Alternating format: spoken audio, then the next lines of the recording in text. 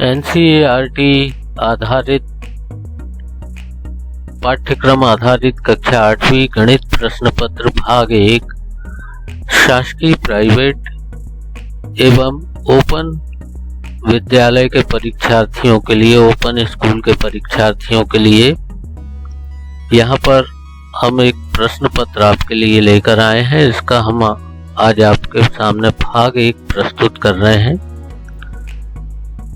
यह भाग 1 है, ध्यान रखें। तो चलिए शुरू करते हैं। इसमें आपको हम कुछ प्रश्नों के उत्तर यहाँ पर हल सहित लेकर आए हुए हैं, जो आपको काफी हेल्प करेंगे। तो चलिए देखते हैं। भाग 1 में बहुत सारे प्रश्नों में से हम कुछ प्रश्नों को हल करने का प्रयास कर रहे हैं। उम्मीद है आपको वीडियो पसंद आएगा, और वीडियो पसंद आने पर आप चैनल को सब्सक्राइब अवश्य करें और लाइक करना ना भूलें, शेयर भी करते रहें। तो चलिए शुरू करते हैं। यहाँ पर पूर्व माध्यमिक है कक्षा 8वीं के लिए, जो कि दिसंबर 2021 में आयोजित परीक्षा का यहाँ पर हमने गणित विषय का प्रश्न पत्र आपके लिए लाया है। तो गणित विषय का यह प्रश्न पत्र 2021 का है, जो प्राइवेट छात्रों से पूछा गया था। प्रमाण पत्र परीक्षा स्वाध्यायी छात्र परीक्षा के लिए है। इसमें आपको कुल प्रश्नों की संख्या 12 है, और कुल प्रश्नों की संख्या इस प्रश्न पत्र में 8 है, जिनमें से कुछ प्रश्न हम यहाँ हल करेंगे, जो कि हमारा पार्ट 1 है। इसके बाद में अगले पार्ट में हम कुछ प्रश्नों का हल आपको पहुंचाएंगे। तो यहाँ पर सबसे पहले हम देखें वस्तुनिष्ठ प्रश्न, objective type question. Hindi English दोनों ही वर्जन में हमने इसको आपके लिए तैयार किया है। तो यहाँ पर किसी चतुर्भुज के अंतः कोणों का योग, the sum of the interior angle of a quadrilateral is, तो यह होता है 360 डिग्री। तो यहाँ पर ऑप्शन बी आप चूज करें। वर्ग अंतराल 250 to 275 की चौड़ाई माप, the size of class interval of 250 to 275 is, 250 और 275 की चौड़ाई हमको ज्ञात करना है। तो हम बड़ी में से छोटी सीमा को या उच्च सीमा में से निम्न सीमा को घटा दें, यानी 275 माइनस 250 करें तो हमें ऑप्शन ए प्राप्त होगा, यानी 25 इसका सही ऑप्शन होगा। संख्या 4 का वर्गमूल, तो ये होता है ऑप्शन 2 यानी ऑप्शन सी यानी 2। तो इसे ऑप्शन सी के साथ शुरू करें। अंकित मूल्य पर दी गई छूट ये कहलाती है डिस्काउंट या बट्टा, तो इसमें आप डिस्काउंट को चूज कर लें। घनाभ में शीर्षों की संख्या, अर्थात जो घनाभ होता है उसमें 8 कोने होते हैं, जो जिनसे मिलकर घनाभ बनता है, जहां पर सरल रेखाएं आकर मिलती है। तो ऐसे 8 कॉर्नर होते हैं, इन्हें हम शीर्ष कहते हैं या वर्टिसेस कहते हैं। अगले प्रश्न की ओर बढ़ें। तो अगले प्रश्न में हमें रिक्त स्थानों की पूर्ति करनी है। यहाँ पर the amount of space taken by solid is called, किसी ठोस द्वारा घिरी हुई जगह की मात्रा इसका आयतन कहलाती है, या वॉल्यूम जिसको हम कहते हैं। मूल बिंदु के निर्देशांक, the coordinates of the origin are, तो ये होते हैं 0 0। बिंदु 0.5 में y के निर्देशांक in point 0.5 the coordinates of y is, यहाँ पर 5 होगा। संख्या 54 का व्यापक रूप है, 54 का जनरलाइज्ड फॉर्म, अर्थात इसका विस्तारित रूप हमें यहाँ लिखना है। तो यह होगा 10 × 5 + 4। संख्या 64 का वर्ग अगर हम ज्ञात करते हैं तो 64 में 64 का मल्टीप्लाई करने पर हमें 4096 प्राप्त होगा। अगले प्रश्न क्रमांक 3 की ओर बढ़े तो यहाँ लघु उत्तरीय प्रश्न है जो 9 × 3 27 अर्थात 9 प्रश्न, प्रत्येक 3 अंक का, इस प्रकार से कुल 27 अंकों का होगा। यहाँ क्वेश्चन 1 में हमें पूछा गया है एक समबाहुभुज की भुजाओं की संख्या ज्ञात करो जिसके प्रत्येक बाह्य कोण की माप 45 डिग्री है। Find the number of sides of a regular polygon whose each exterior angle has a measure of 45 degree. तो इसका सॉल्यूशन अगर हम देखें तो यहाँ समबाहुभुज के बाह्य कोण की एक माप या एक्सटीरियर एंगल की वैल्यू दी गई है 45 डिग्री, और हमें फार्मूला याद होना चाहिए समबाहुभुज की भुजाओं की संख्या, जैसे हम यहाँ चाहे तो n लिख सकते हैं, n = 360 अपान समबाहुभुज के बाह्य कोण या एक्सटीरियर एंगल की माप। तो ये 360 अपान 45, अगर 360 को 45 से हम डिवाइड करते हैं तो ये 8 टाइम्स जाता है, अतः समबाहुभुज की 8 भुजाएं होंगी।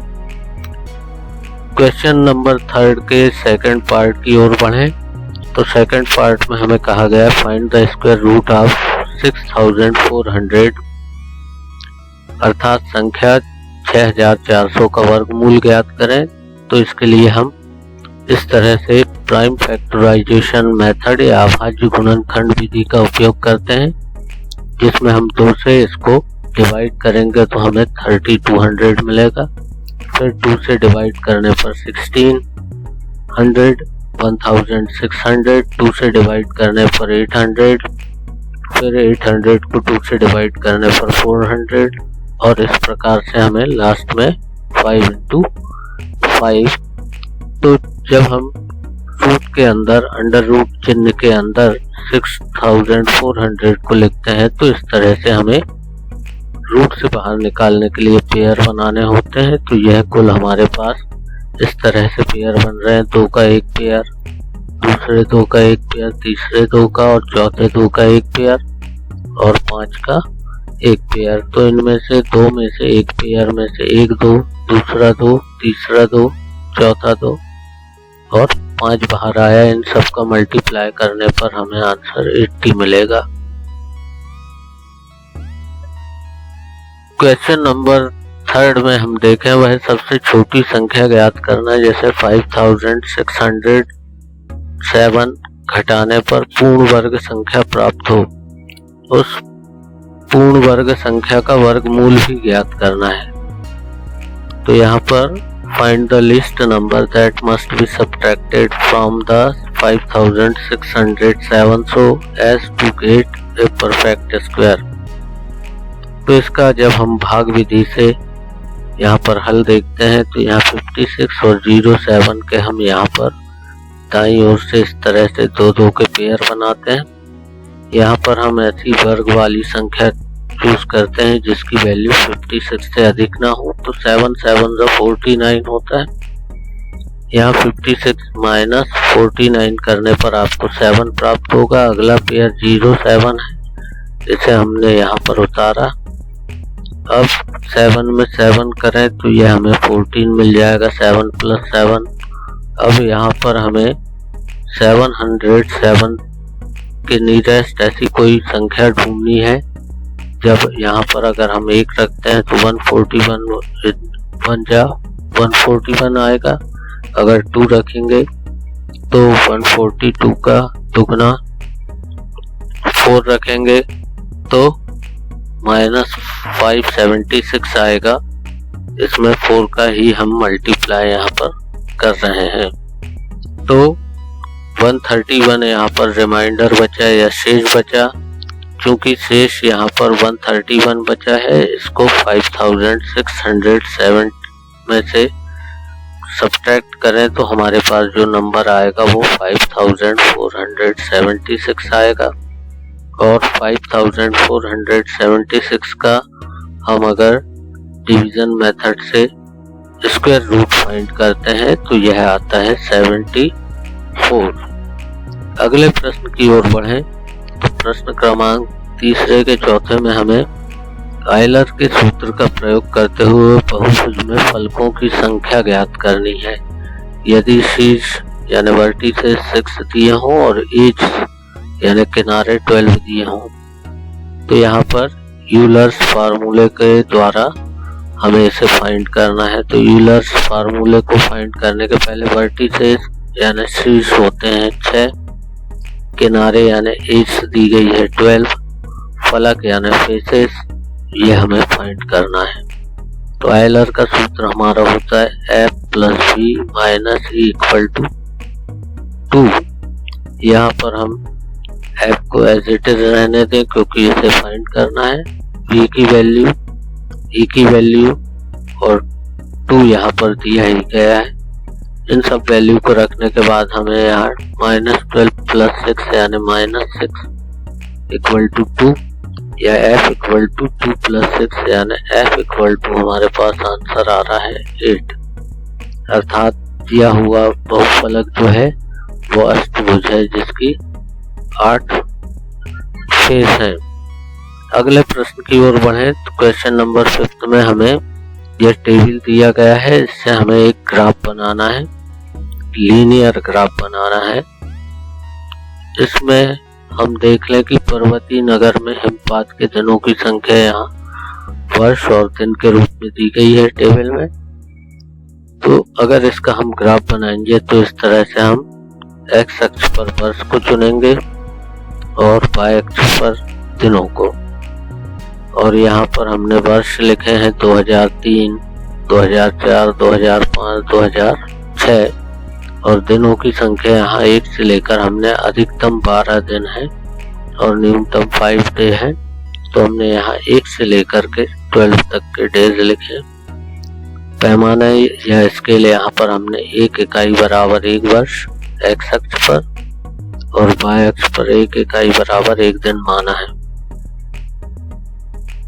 तो इस तरह से ग्राफ बना सकते हैं। अगले प्रश्न क्रमांक 6 में बिंदुओं को एक वर्गांकित कागज पर अंकित करना और जांचना है क्या वे सभी एक सरल रेखा पर स्थित हैं। यहाँ A के 2 बिंदु दिए गए हैं, B के 2 बिंदु, C के और D के। तो इन्हें का अगर हम ग्राफ बनाते हैं तो इस तरह से हमारे सामने ग्राफ आ जाएगा। तो इसका मतलब ये सभी एक बिंदु एक सरल रेखा में स्थित है जो y अक्ष के पैरेलल है या समांतर है। क्वेश्चन नंबर 7 में यहाँ पर Q का मान फाइंड करना है। 3 1 Q 1 Q 3। तो इस Q की जगह हम ऐसा कोई मान चूज करें कि यहाँ पर हमें 1 प्राप्त हो जाए। तो इसको हम देखते हैं कि यहाँ पर अगर हम 8 रखते हैं तो 8 + 3 11 और यहाँ पर 1 कैरी करेंगे तो यहाँ आ जाएगा आपका 0। दूसरे Q में भी 8 आएगा। तो इस तरह से Q की वैल्यू जो है वह 8 होगी। क्वेश्चन नंबर 8 में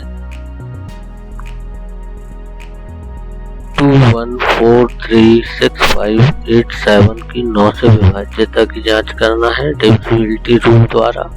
तो दी गई संख्या ये है, इसके सभी अंकों का अगर हम योग करते हैं तो यह होता है 36। 36 को अगर हम 9 से विभाजित करके देखें तो 9 के टेबल में 36 4 टाइम में आता है। तो इसका मतलब दी गई संख्या 9 से पूर्णतः विभाजित है क्योंकि उसके सभी अंकों का योग भी 9 से विभाजित हो रहा है। अतः 9 से दी गई संख्या डिविजिबल है। क्वेश्चन नंबर 9 में एक न्यूनन पूर्वेण विधि द्वारा 9999 का स्क्वायर फाइंड करना है। तो इसे हम बहुत सिंपल मेथड से ज्ञात कर सकते हैं। हमने इस तरह से इनको गुणा के रूप में लिखा और एक न्यूनन पूर्वेण यानी पूर्व की संख्या हमारी 9999 है, उसमें से हमने 1 को घटाया तो हमें मिलेगा 9998। अब पहले 9 में से 8 को सब्ट्रैक्ट अगर हम करते हैं तो हमें मिलेगा 0 1 1। दूसरे 9 में से दूसरे 9 को घटाना है, तीसरे 9 में से तीसरे 9 को घटाएं चौथे 9 में से चौथे 9 को घटाए। तो इस तरह से हल करने पर हमें यह संख्या प्राप्त हो जाती है जो कि 9,999 का पूर्ण वर्ग होगी। तो इस वीडियो में इतना ही, देखते रहें नेक्स्ट पार्ट। तब तक के लिए thanks for watching. Channel like करना, सब्सक्राइब करना ना भूलें।